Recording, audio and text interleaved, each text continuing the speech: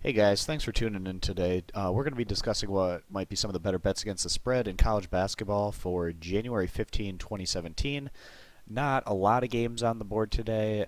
We got about four matchups that we're going to be discussing in this video as what might be some of the better value plays here on the board. If you're interested in getting our daily free pick, you can head on over to stumpthespread.com, our main website, by clicking this logo in the top right hand corner of the video, and I'll also link Stump the Spread in the description. And over there you can also get our top confidence premium plays across all major American sports. Right now we got the NFL and the playoffs, as well as NBA and NHL regular season, and right now college basketball regular season. And then also, if you're looking for more of these type of pick videos in the future, you can hit that subscribe button, and also if you can click the thumbs up on this video, it's really helps us out and it's greatly appreciated. So thanks guys. We're just going to be heading into the first matchup on the board here. We got Michigan State against Ohio State over in the Big Ten. The Michigan State Spartans are starting to get their season back on track, now standing 12-6 overall, and this group has opened Big Ten play 4-1.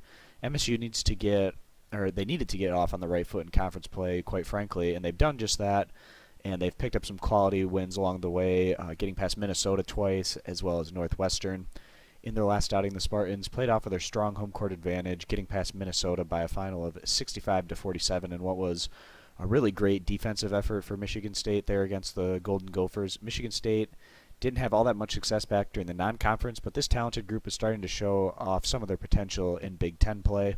The Spartans have been led by freshman Miles Bridges, who's averaging 14.5 points per game, and he leads what's a pretty balanced overall offensive attack, as the Spartans have a number of guys that can put the ball in the hoop over there on the offensive end.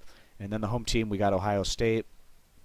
And Ohio State has gone in the wrong direction since starting conference play, as the Buckeyes now stand 10-7 overall and 0-4 in the Big Ten.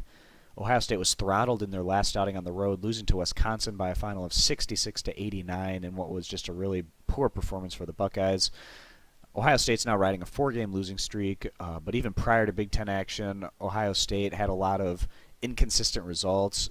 They did show that they could compete against quality opposition, but then they also struggled against some of the easier teams they faced. For instance, their final non-conference game came in a 79-77 win at home against the likes of UNC Asheville, and Ohio State just had a lot of head-scratching results throughout the non-conference, and now this group has been unable to pick up a win in the Big Ten thus far. Ohio State ranks similarly to Michigan State in terms of their statistical performances, standing 188th in the nation in scoring, as well as 74th in total defense. The Buckeyes spread the ball around with five players averaging in double figures, and Jayshawn Tate leads the offensive attack, averaging 14.2 points per game. Michigan State has been trending in the right direction since the start of Big Ten play, and the Spartans don't have much margin for error in terms of their resume building, given the struggles that this group had back during the non-conference. Ohio State is winless at 0-4 in league play, and the Buckeyes will get another tough test today at home. We do like the Spartans to keep things competitive in this one as they go on to cover the spread in what should be more of a defensive battle. And just with the way that these groups have been looking in conference play thus far, we do feel like Michigan State's going to have the better betting value in this particular matchup. All right, moving on down here to the Missouri Valley Conference, we got Missouri State versus Loyola Chicago. Missouri State, they have been slowing things down in conference play, and it seems like the Bears have almost been timid on the offensive end once they've been building leads in league play. It's worked somewhat for the Bears as they now stand 12-6 overall and 3-2 in conference, and Missouri State has impressed on the road in conference, winning at Northern Iowa as well as pushing Illinois State into overtime on the road. And that game at Illinois State was also another one that Missouri State had a decent shot at winning, and that one really could have gone either way there at the end of that particular matchup. In their last outing, the Bears really slowed things down, getting past Evansville at home by a final of 55-51. The Bears have the depth and offensive ability to compete with basically anyone in the Missouri Valley this year, other than maybe a team like Wichita State. But Missouri State currently ranks 49th in the nation in total defense, as well as 147th in scoring average. Missouri State has a number of offensive threats, and it's been transfer Alize Johnson, who's been leading the team, averaging 13.3 points per game. But This Missouri State squad, they legitimately go about 10 guys deep, and maybe even 11 sometimes when they play their big man, their veteran big guy there who's been dealing with some injuries. But this is a very deep group, and they can really spread the ball around to a number of guys that can shoot that three-point ball, the three-point shot being a big factor for this Missouri State offense. And then the home team here, we got Loyola Chicago. The Loyola Chicago was respectable in their last outing on the road against Wichita State, losing to the Shockers by a final of 75-87. Now, 12-point road defeat there, not all that bad of a result on the road against the best team in the conference. Loyola Chicago has been trending in the wrong direction, however, losing 4 of their last 6 games, and the Ramblers now stand 12-6 overall and 2-3 in conference. The Ramblers have shown strength on both sides of the ball, ranking around 90th in the nation in both scoring average and total defense. In their last home game, Loyola Chicago was able to bounce back, beating Northern Iowa by 11 points, and that was following a really rough 22-point home loss against Illinois State in their prior home contest. The Ramblers have 4 players averaging at least 12 points per game, with veteran Milton Doyle leading the attack, averaging about 16 points per game.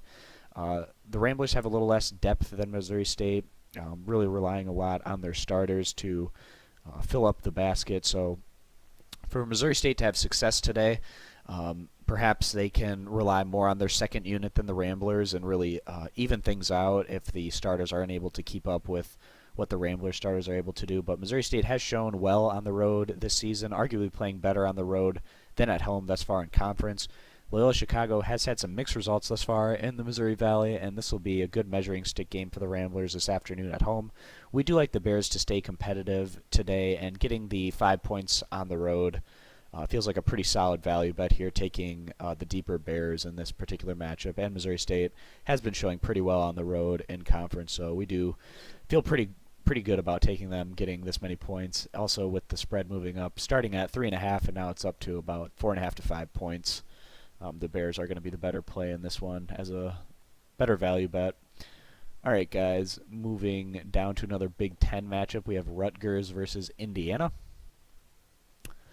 Rutgers, they did have some respectable results back during the non-conference, and that made many hopeful that the Scarlet Knights could be adequate, at least in the Big Ten. But that hasn't really been the case thus far for Rutgers, as they now stand 11-7 overall and 0-5 in conference. The Scarlet Knights have been a work in progress on the offensive side of the ball, and as a result, Rutgers has slowed down their pace of play, ranking 37th in the nation in total defense compared to 276th in scoring average.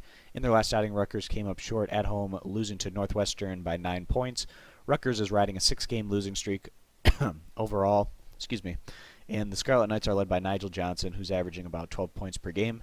And then the home team, we have Indiana. Haven't gotten off to the kind of start that they were hoping for in the Big Ten, but the Hoosiers remain a threat, standing 11-6 overall and 1-3 in conference. Indiana has been arguably the best offensive team in the Big Ten, ranking 17th in the nation in scoring average, as well as 126 in total defense. Indiana has proven themselves against the big boys this season, beating opponents like Kansas and North Carolina. In a tough battle the other day, Indiana came up short on the road against Maryland, losing to the Terps by a final of 72-75. And in that particular road game, it really could have gone either way there down the stretch, but Indiana came up just short in the end of that one. In their last home game, Indiana impressed, beating Illinois by 16 points. This deadly offensive attack has been led by veteran guard James Blackman Jr., who's playing with confidence right now, averaging 17.6 points per game. Rutgers has had their hands full in conference play, and things don't really get any easier today on the road against a high-performing offensive attack. Indiana should be hungry, coming off of a tough defeat, and the Hoosiers know they can't afford to lose to a team like the Scarlet Knights in conference play.